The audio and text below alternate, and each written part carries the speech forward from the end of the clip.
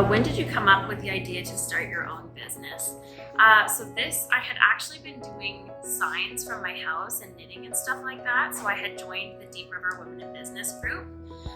So through that, I had met Kara, who does baby physio and yoga, and I had been going to physio. She was saying how she wanted to open up a studio and she wanted a little smoothie bar in there, and I was like, I like smoothies, and I had gone to culinary school, so I decided to take a chance and open up a smoothie store inside of her yoga studio. So it was just kind of like a weird circumstance happening of events that ended up with me opening my own business.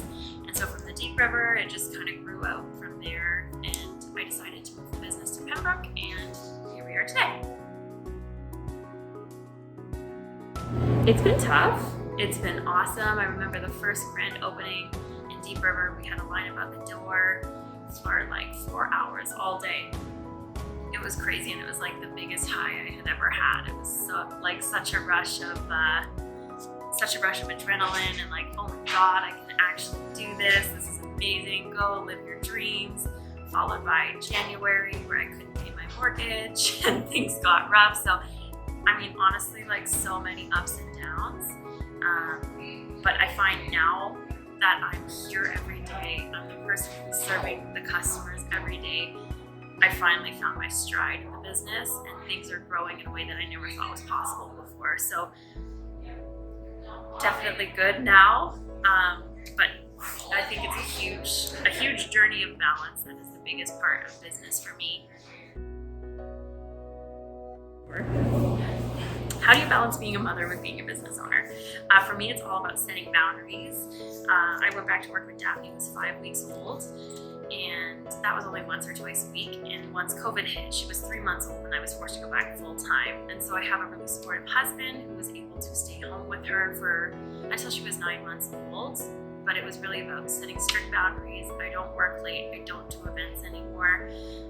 I don't work Sundays. I don't work Mondays. I save that time for my family, and that has allowed me like an incredible amount of balance that I couldn't have found without doing that. So I cut my hours down, and I made selfish decisions because I wanted to spend time with my family, and people have appreciated that. I haven't had much negative feedback about it because people understand what it's like to be a family person and also being a business owner. So yeah, I think it's just about hard boundaries.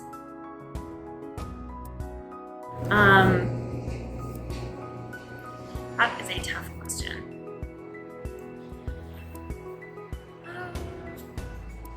I think I'm not the type of person who gives up. That was just not the way that I was raised. So if I have a problem, I keep going. The option is not there to give up for me. There was so many times that I could have closed the business, called it a day, paid off my debt, and just been done with it, but that's just not me. I just have ambition and drive, and I'm really, really proud. So to admit that I had failed at something was just never an option. So I think it's that, and of course, like now what drives me is my customers and making them happy, and those relationships. Like I couldn't leave that. This is something that I built for the community, not for myself. And I think the community around me is what keeps me going now.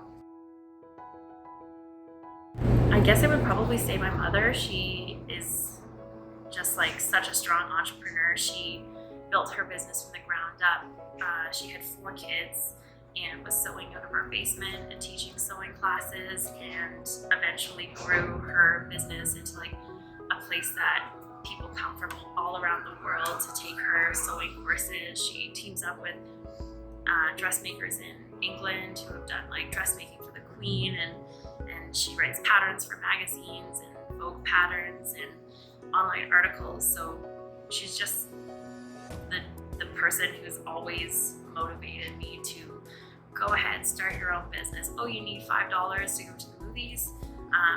Okay, well, put some ads out for dog sitting or something. I can't count how many times I've started out my own business when I was a kid. But she always encouraged us to make our own money and to be entrepreneurial. It was just the way we were raised. One of them is Margaret Coons, who is the founder of Nuts for Cheese. She's a girl who's about my age and had gone to school in London, and I'm just so admirable about her product because A, it's fantastic, B, she now has investors and is in grocery stores all across Canada, and I just think it's wonderful. And then another one would be Christina Tozi, who is a baker in our industry, and I respect how far she's come because I know how hard it is, and it's not for the weak of heart at all. And then really, I just have so much respect for anybody who's built their business from the ground up, including the small business owner here. I could name so many, but like Callie from Pork and Coral, the business that she's created for herself is just outrageous to me. It's so professional, it's so real, and then behind it is just one person hustling and doing their best.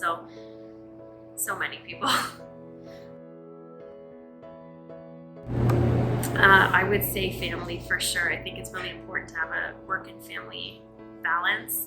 I do love my work. I think that's super important, is being happy in what you're doing, but also having a home life and being able to step back from work and just enjoy your family is just incredible. It's what I've always wanted. I've always wanted to be able to just relax and spend time with them and not worry about the goings on of the business in the background.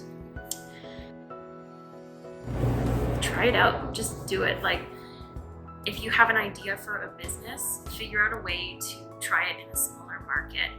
If your dream is making cookies, make some cookies, sell them at the farmer's market, or ask local businesses if they want to try selling your cookies as a vendor for a day.